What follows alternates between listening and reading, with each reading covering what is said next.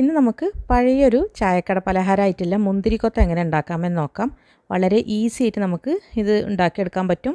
പിന്നെ അതുപോലെ തന്നെ ഇത് നമ്മൾ ഉണ്ടാക്കി വെച്ചാൽ ഒരുപാട് ദിവസം കേടുകൂടാണ്ടിരിക്കും കേട്ടോ. അപ്പോൾ അങ്ങനെ ഒരു പലഹാരം കൂടിയാണ്. അപ്പോൾ ഒരുപാട് പേരുടെ ഫേവറേറ്റ് ആയിട്ടുള്ള ഈ ഒരു മുന്തിരിക്കൊത്ത് എങ്ങനെ ഉണ്ടാക്കാമെന്ന് നോക്കാം. അപ്പോൾ മുന്തിരിക്കൊത്ത് ഉണ്ടാക്കാനായിട്ട് ഞാനിവിടെ എടുത്തിട്ടുള്ളത് 1 കപ്പ് ചെറുപയറാണ്.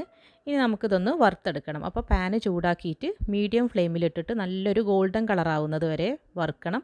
അപ്പോൾ തീ എപ്പോഴും ശ്രദ്ധിക്കണം കേട്ടോ. നല്ല ഹൈ ഫ്ലെയിമിലിട്ടിട്ട് വറുക്കരുത്, അപ്പോൾ പെട്ടെന്ന് കരിഞ്ഞു പോകും. ഇത് കണ്ടോ, ഈ ഒരു കളറാവുന്നത് വരെ കേട്ടോ വറുക്കേണ്ടത്. നല്ലൊരു ഗോൾഡൻ കളറാവുന്നത് വരെ വറുത്തെടുക്കുക. ഇനി നമുക്കിത് വേറൊരു പാത്രത്തിലേക്ക് മാറ്റാം, അല്ലെങ്കിൽ ആ ചൂടുള്ള ചട്ടി തന്നെ കിടന്നിട്ട് വീണ്ടും മൂത്ത് പോവും.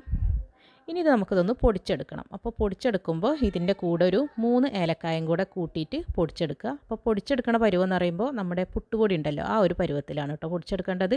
റവനേക്കാളും ഒരു ഇത്തിരിയും കൂടെ പൊടിയണം. അപ്പോൾ അതൊന്ന് ചൂടാറാനായിട്ട് മാറ്റി വെക്കാം. ഇനി ഈ പാനിൽ തന്നെ നമുക്ക് തേങ്ങയും കൂടെ വറുത്തെടുക്കുക. അപ്പോൾ ഞാനിവിടെ 1 കപ്പ് തേങ്ങയാണ് എടുത്തിട്ടുള്ളത്. അതും നമുക്കൊരു ചെറിയൊരു ഗോൾഡൻ കളർ, അതിൻ്റെ വെള്ളമൊക്കെ ഒന്ന് വറ്റി ഒരു ഗോൾഡൻ കളർ ആവുന്നത് വരെ വറുക്കാം. അപ്പോൾ ഇതും ലോ ഫ്ലെയിമിലിട്ടിട്ട് വേണം തേങ്ങ വറുക്കാനായിട്ട്, എങ്കിലേ നന്നായിട്ട് മൂത്ത് കിട്ടുള്ളൂ കേട്ടോ, നല്ലൊരു ഗോൾഡൻ കളറിലായിട്ട് കിട്ടുള്ളൂ. അപ്പോൾ ലോ ഫ്ലെയിമിലിട്ടിട്ട് തന്നെ വറുക്കുക. ഈ തേങ്ങ ഒന്ന് വറുവായി വരുമ്പോൾ നമുക്കിതിലേക്ക് വേണ്ട ഒരു ശർക്കരപ്പാൻ ഉണ്ടാക്കിയെടുക്കണം. അപ്പോൾ ഞാനിതിലേക്ക് വേണ്ടിയിട്ട് ഒരു 200 ഗ്രാം ശർക്കരയാണ് എടുത്തിട്ടുള്ളത്. ഇത് അത്യാവശ്യം നല്ല മധുരം ഉണ്ടാവും കേട്ടോ, 200 ഗ്രാം ശർക്കര എന്ന് പറയുമ്പോൾ. ഇനി ഇതിലേക്കൊരു 1/2 കപ്പ് വെള്ളം കൂടെ ഒഴിച്ചിട്ട് നന്നായിട്ട് ശർക്കരപ്പാനിയാക്കി എടുക്കണം. അപ്പോൾ നമ്മുടെ ഈ ഒരു തേങ്ങ വറുവായി വരുമ്പോൾ നമുക്ക് ഈ സ്റ്റൗവിൽ വെച്ചിട്ട് നന്നായിട്ട് ഇതൊന്ന് അലിയിച്ചെടുക്കാം. അപ്പോൾ നമ്മുടെ തേങ്ങ ഇവിടെ റെഡി ആയിട്ടുണ്ട് കണ്ടോ. ഈ ഒരു പരുവായി കിട്ടിയാൽ മതി കേട്ടോ. നന്നായിട്ട് നല്ലൊരു ഡാർക്ക് കളറാവാൻ നിൽക്കണ്ട, ഈ ഒരു കളറ് തന്നെ നല്ല അതിലത്തെ വെള്ളമൊക്കെ ഒന്ന് വറ്റി വന്നിട്ടുണ്ട്. ആ ഒരു സമയത്ത് നമുക്ക് ശർക്കരപ്പാനി ഉണ്ടാക്കിയെടുക്കാം.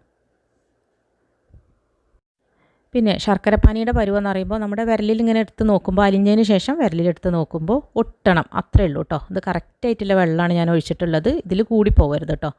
ആ ഒരു ഒട്ടണ പരുവാണ് വേണ്ടത്. പിന്നെ നമ്മുടെ ഈ ഒരു ചെറുപയർ നന്നായിട്ട് ചൂടാറിയതിന് ശേഷം ഞാനിവിടെ പൊടിച്ചെടുത്തിട്ടുണ്ട്, ആ ഒരു പുട്ടിൻ്റെ പരുവത്തിൽ തന്നെ.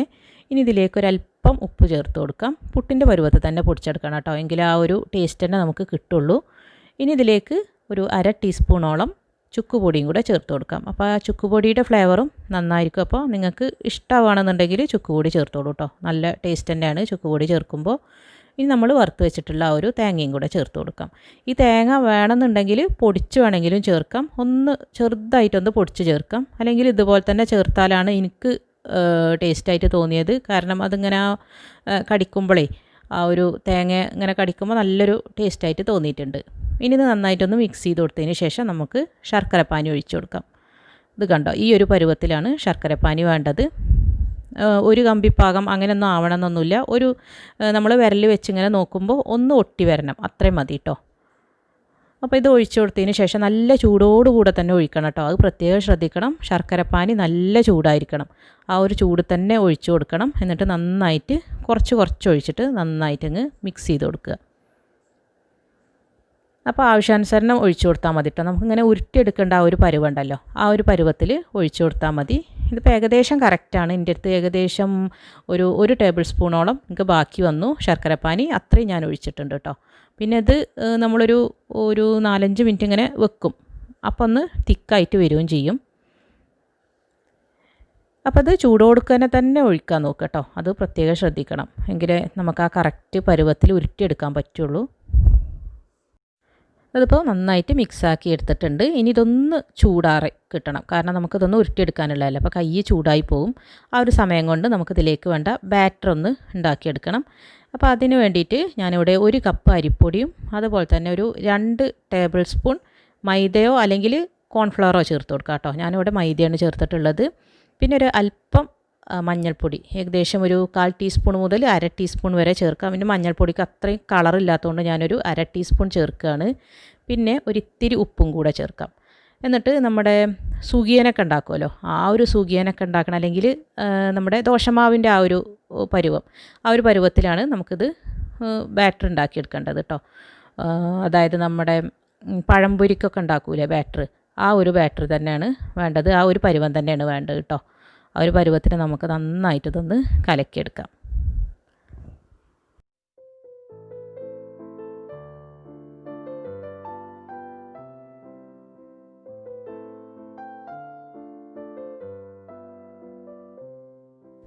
ഇതത് കണ്ടോ, കറക്റ്റ് പാകത്തിൽ ഞാനിവിടെ ബാറ്റർ ഉണ്ടാക്കിയെടുത്തിട്ടുണ്ട്. ഇനി നമുക്കിതൊന്ന് മാറ്റി വെക്കാം. നമ്മൾ ചൂടാറാനായിട്ട് വെച്ചില്ലേ നമ്മുടെ ചെറുപയറിൻ്റെ കൂട്ട്, അത് നമുക്കിനി ഉരുട്ടിയെടുക്കണം. ചൂടാറാനായിട്ട് വെച്ചു എന്ന് പറഞ്ഞാൽ നന്നായിട്ട് ചൂടാറിയിട്ട് നമുക്കിത് ഉരുട്ടാൻ പറ്റൂല കേട്ടോ. കാരണം നമ്മൾ ശർക്കര പാനിയൊക്കെ ചേർത്തുകൊണ്ട് തന്നെ പെട്ടെന്ന് കട്ടിയായി പോവും. അപ്പോൾ ഇപ്പോഴും നല്ല ചൂടുണ്ട്, കാരണം നമ്മൾ നല്ല തിളച്ചുകൊണ്ടിരിക്കുന്ന ശർക്കരപ്പാനിയാണ് ഇതിലേക്ക് ഒഴിച്ചിട്ടുള്ളത്. അപ്പോൾ ഇങ്ങോട്ട് ആ കൈ പൊള്ളാതിരിക്കാൻ വേണ്ടിയിട്ടാണ് നമ്മൾ ഒന്ന് ചൂടാറട്ടെ എന്ന് പറഞ്ഞത്. പക്ഷേ നന്നായിട്ട് ചൂടാറിപ്പോയാൽ നമുക്കിതുപോലെ ഉരുട്ടിയെടുക്കാനും പറ്റൂല. ഇത് കണ്ടോ, ഈ ഒരു ചെറിയ ചെറിയ ഉരുളകളാക്കിയിട്ട് വേണം, അങ്ങനെയാണ് ഭംഗി കാണാൻ. അപ്പോൾ ചെറിയ ചെറിയ ഉരുളകളാക്കിയിട്ട് നമുക്ക് ഉരുട്ടിയെടുക്കാം. അപ്പോൾ അത്യാവശ്യം ചൂടൊക്കെ ഉണ്ട് കേട്ടോ. അപ്പോൾ 2 കയ്യിൽ വെച്ചിട്ടും ഇങ്ങനെ ഉരുട്ടിയെടുത്താൽ അധികം ചൂട് നമുക്ക് അങ്ങോട്ട് ഏൽക്കൂല. അപ്പോൾ അത് കണ്ടോ, ഇത്രയും ഞാൻ ഉരുട്ടിയെടുത്തിട്ടുണ്ട്. ഇത് കുറച്ച് കഴിയുമ്പോൾ നന്നായിട്ട് ഉറക്കും കേട്ടോ. ഇത് കണ്ടോ, അപ്പോൾ തന്നെ കുറച്ചിങ്ങനെ ഉറച്ച് വന്നിട്ടുണ്ട്. അപ്പോൾ നമ്മൾ ആ ശർക്കരപ്പാനി ഇങ്ങനെ ഉറച്ച് വരികയാണ്, ഇങ്ങനെ ഈ ചൂടാറി വരുമ്പോൾ. ഇനി നമുക്ക് ഈ ബാറ്ററിൽ മുക്കിയിട്ടൊന്ന് ഫ്രൈ ചെയ്തെടുക്കാം. അപ്പോൾ ഞാനിവിടെ എണ്ണ നന്നായിട്ട് ചൂടാക്കി എടുത്തിട്ടുണ്ട്. എന്നിട്ട് മീഡിയം ഫ്ലെയിമിലിട്ടിട്ട് നമ്മുടെ ബാറ്ററിൽ ഇതുപോലെ 3 എണ്ണം വെച്ചിട്ട് കയ്യിൽ 3 എണ്ണം വെക്കുക ഇതുപോലെ. എന്നിട്ട് മുക്കിയിട്ട് ഫ്രൈ ചെയ്തെടുക്കുക. ഓരോന്നായിട്ടും നമുക്ക് ഫ്രൈ ചെയ്യാം. പക്ഷേ കൂടുതൽ ഇതുപോലെയാണ് കണ്ടിട്ടുള്ളത് കേട്ടോ. ഒരു മുന്തിരിയുടെ കൊല ഇങ്ങനെ നിൽക്കണ പോലെ 3 എണ്ണം വീതെടുത്തിട്ട് ഇതുപോലെ കയ്യിൽ കൂട്ടി പിടിച്ചിട്ട് ബാറ്ററിൽ മുക്കിയിട്ട് നന്നായിട്ട് ഫ്രൈ ചെയ്തെടുക്കുക. പെട്ടെന്ന് ഫ്രൈ ആയി കിട്ടും. കാരണം അധികം തിക്കായിട്ടുള്ള ബാറ്റർ അല്ലല്ലോ നമ്മുടേത്. ഇതൊരു ചെറിയൊരു കോട്ടിങ് മാത്രമേ ഇതിനുള്ളൂ.